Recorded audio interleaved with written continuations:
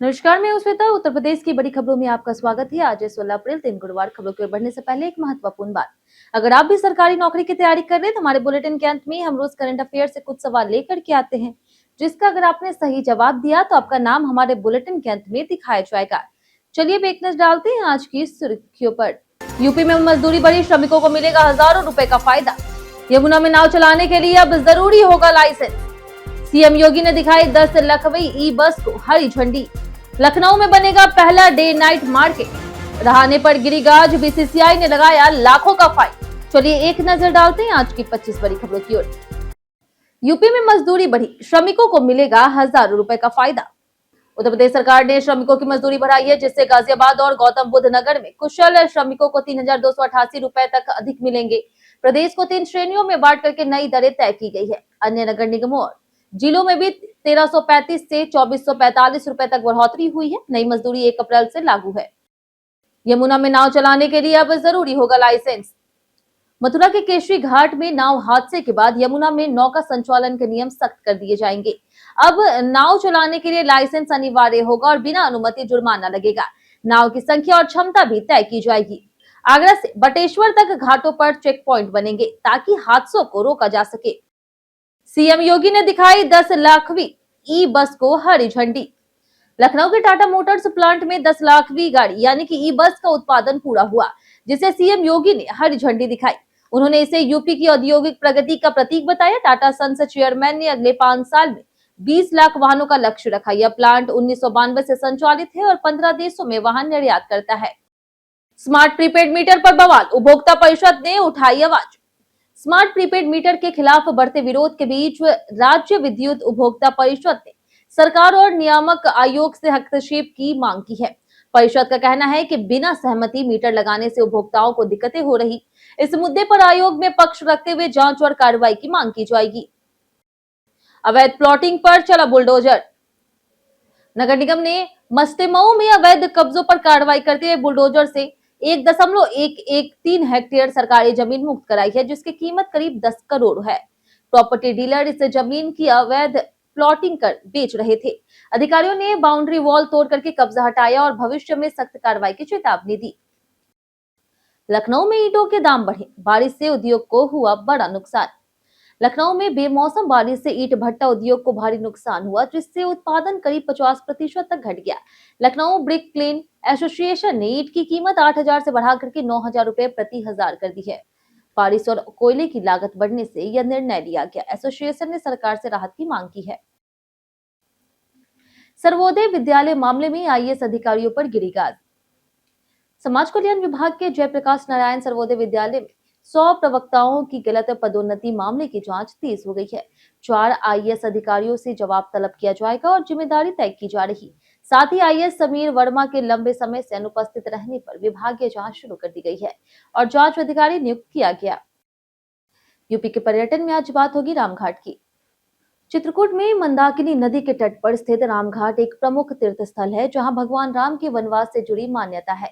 यह स्थान शाम की आरती, नौका विहार और शांत वातावरण के लिए प्रसिद्ध है। पास में जानकी कुंड और गुप्त गोदावरी जैसे स्थल हैं। यहाँ श्रद्धालु मोक्ष की कामना से आते हैं। 4 साल की सत्या ने यमुना पार कर रचा इतिहास। प्रयागराज के नैनी की 4 साल की सत्या भारती ने अपने जन्मदिन पर यमुना नदी 900 मीटर ब्रेस्ट स्टाइल में 21 मिनट 28 सेकंड में पार कर सबको चौंका दिया। कोच त्रिभुवन निषाद 1 साल से ट्रेनिंग दे रहे थे। पिता देवेंद्र भी तैराक हैं। वहीं सत्या आगे चल करके पुलिस अफसर बनना चाहती है, जबकि परिवार उसे नेशनल चैंपियन बनाना चाहता है। एचएसआरपी नहीं तो 15,000 तक का लगेगा भारी चालान।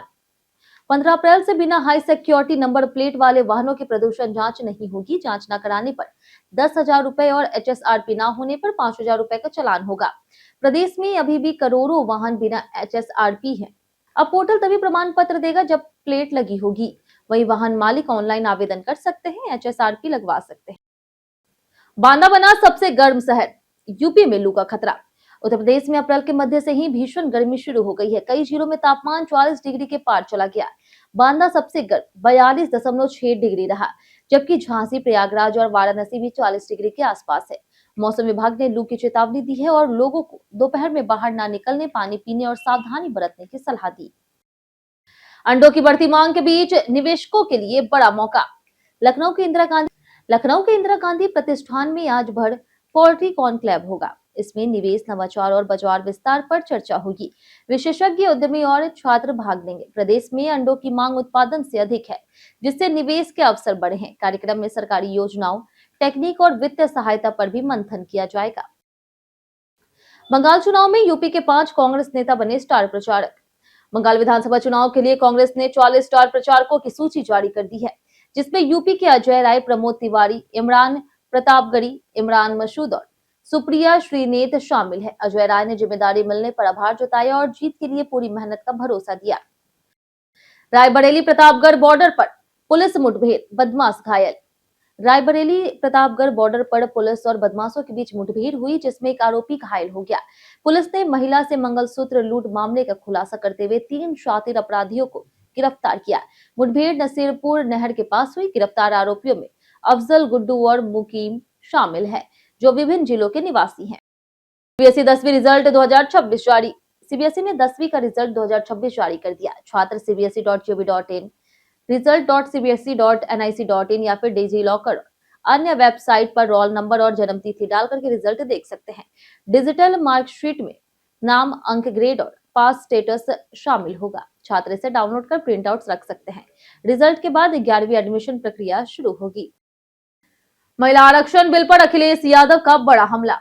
अखिलेश यादव ने महिला आरक्षण बिल को भाजपा की चुनावी घबराहट और ध्यान भटकाने की रणनीति बताई। उन्होंने आरोप लगाया कि सरकार जातिगत जनगणना से बच रही और पिछड़ों, दलित और अल्पसंख्यकों के अधिकारों को नजरअंदाज कर रही। उन्होंने महंगाई, बेरोजगारी और महिलाओं की स्थिति को लेकर के भी सरकार पर तीखा हमला किया। प्रयागराज से जेवर एयरपोर्ट तक मिलेगी सीधी ट्रेन सुविधा। उत्तर मध्य रेलवे जेवर स्थित नोएडा इंटरनेशनल एयरपोर्ट तक सीधी ट्रेन कनेक्टिविटी के लिए 84 किलोमीटर लंबी नई रेल लाइन की तैयारी हो रही, जो पलवल से चोला के बीच बनेगी। इसका सर्वे पूरा हो चुका है और डीपीआर अंतिम चरण में है। इससे प्रयागराज और पूर्वांचल के यात्रियों को सीधी और आसान रेल सुविधा मिलेगी। लखनऊ मेट्रो को मिला बड़ा फंड, 2883 करोड़ वाला लोन मंजूर। लखनऊ मेट्रो के ईस्ट वेस्ट कॉरिडोर को ब्रिक्स देश के न्यू डेवलपमेंट बैंक से 2883.93 करोड़ रुपए का लोन मंजूर हुआ, जो परियोजना लागत का 50% है। कुल लागत 5801 करोड़ रुपए है। इसमें 12 स्टेशन होंगे, जिनमें 5 एलिवेटेड और 7 अंडरग्राउंड है। चारबाग प्रमुख इंटरचेंज हब बनेगा। लखनऊ में बनेगा पहला डे नाइट मार्केट। लखनऊ में एलडीए गोमती नगर विस्तार में इंदौर की तर्ज पर पहला डे नाइट मार्केट विकसित होगा। जनेश्वर मिश्र पार्क के पास बनने वाले इस बाजार में करीब 100 दुकानें होगी, जहां फूड और शॉपिंग की सुविधा मिलेगी। अगस्त तक इसे शुरू करने का लक्ष्य है। इससे नाइट टूरिज्म, रोजगार और शहर की रौनक बढ़ेगी। रहाने पर गिरी गाज, बीसीसीआई ने लगाया लाखों का फाइन। चेन्नई सुपर किंग्स ने कोलकाता नाइट राइडर्स को 32 रन से हराकर के आईपीएल 2026 में अपनी दूसरी जीत दर्ज की और अंक तालिका में 8वां स्थान हासिल किया। वहीं केकेआर का खराब प्रदर्शन जारी रहा और वह शुरुआती 5 मैचों में पहली जीत से वंचित रही। कप्तान रहाने पर स्लो ओवर रेट के कारण 12 लाख रुपए का जुर्माना लगाया गया। यूपी बर्थडे स्पेशल में आज बात होगी लारा दत्ता की। लारा दत्ता एक भारतीय अभिनेत्री, पूर्व मिस इंटर कॉन्टिनेंटल 1997 और मिस यूनिवर्स 2000 विजेता है। उन्होंने 2003 की फिल्म अंदाज से डेब्यू कर फिल्म फेयर पुरस्कार जीता। इसके बाद मस्ती, नो एंट्री, डॉन 2 जैसे हिट फिल्मों में काम किया। वे यूएनएफपीए की गुडविल एम्बेसडर भी रही है और बाद में वेब सीरीज और फिल्मों में सक्रिय रही। व्हाट्सएप का नया फीचर, दूसरे डिवाइस पर एक्टिविटी का मिलेगा अलर्ट। व्हाट्सएप एक नया फीचर लाने पर काम कर रहा, जिसमें दूसरे लिंक्ड डिवाइस पर अकाउंट एक्टिव होने पर यूजर्स को तुरंत नोटिफिकेशन मिलेगा। इससे व्हाट्सएप वेब या फिर अन्य डिवाइस पर अनधिकृत उपयोग का पता चल सकेगा। फिलहाल यूजर्स को मैन्युअली डिवाइस चेक करने पड़ते हैं, लेकिन नया फीचर सुरक्षा और प्राइवेसी को और मजबूत करेगा। महिला आरक्षण को लेकर के मायावती का केंद्र पर दबाव। मायावती ने महिला आरक्षण बिल का स्वागत करते हुए इसे 33% की जगह 50% करने की मांग की। साथ ही उन्होंने एससी, एसटी और ओबीसी महिलाओं के लिए अलग आरक्षण की भी मांग उठाई। उन्होंने कहा कि बिना आरक्षण में आरक्षण के दलित, पिछड़ी महिलाएं लाभ से वंचित रह जाएगी और सरकार से इसे समावेशी तरीके से लागू करने की अपील की है। ट्रेन में सफर के दौरान तबीयत बिगड़े तो क्या करे। ट्रेन यात्रा के दौरान अचानक तबीयत बिगड़ने पर घबराने के बजाय तुरंत मदद लेनी चाहिए। रेलवे हेल्पलाइन 139 पर कॉल करें, टीटी को जानकारी दें और जरूरत पड़ने पर आईआरसीटीसी को टैग करें। कई ट्रेनों में मेडिकल सुविधा और दवाएं भी उपलब्ध होती है। गंभीर स्थिति में अगले स्टेशन पर इलाज या फिर अस्पताल की व्यवस्था की जाती है। कई कारणों से दर्ज है भारत के इतिहास में आज की तारीख।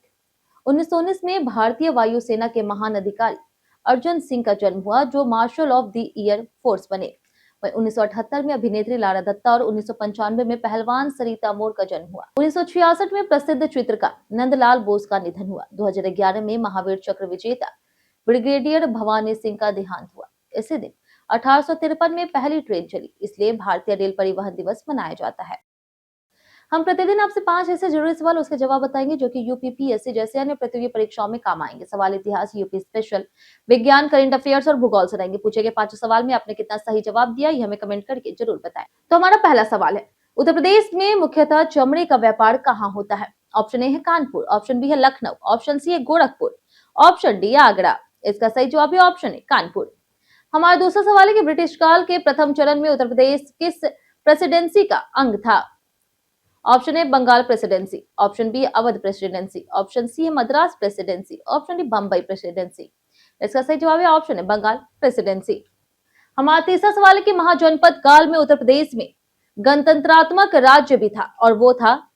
ऑप्शन ए है कपिल वस्तु में शाक्य राज्य, ऑप्शन बी है समसुमेर गिरी में भग्गा राज, ऑप्शन सी है कुशीनगर में मल्ल राज, ऑप्शन डी उपयुक्त सभी। इसका सही जवाब है ऑप्शन डी उपयुक्त। हमारा चौथा सवाल है कि भारत के गुप्त राजाओं के अवसर अभिलेख कहाँ मिले? ऑप्शन ए है भागलपुर, ऑप्शन बी है गया जी, ऑप्शन सी है भुवनेश्वर, ऑप्शन डी अलवर। इसका सही जवाब है ऑप्शन बी गया जी। हमारा आखिरी सवाल, अशोक किस वंश का राजा था? ऑप्शन ए है मौर्य वंश, ऑप्शन बी है गुप्त वंश, ऑप्शन सी है सुंग वंश, ऑप्शन डी सातवाहन वंश। इसका सही जवाब है ऑप्शन है मौर्य वंश।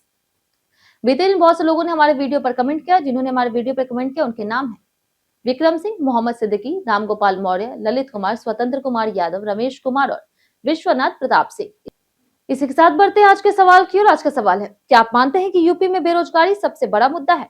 आप अपना जवाब हमें हमारे कमेंट सेक्शन में लिखकर जरूर बताएं। आज के लिए इतना ही। उत्तर प्रदेश की तमाम खबरों के साथ बने रहने के लिए देखते रहे डेली ईयूपी, और साथ ही अगर आप यूट्यूब चैनल पर देखें, चैनल को सब्सक्राइब कर दें, और अगर आप फेसबुक पेज पर देखें तो लाइक और फॉलो जरूर करें।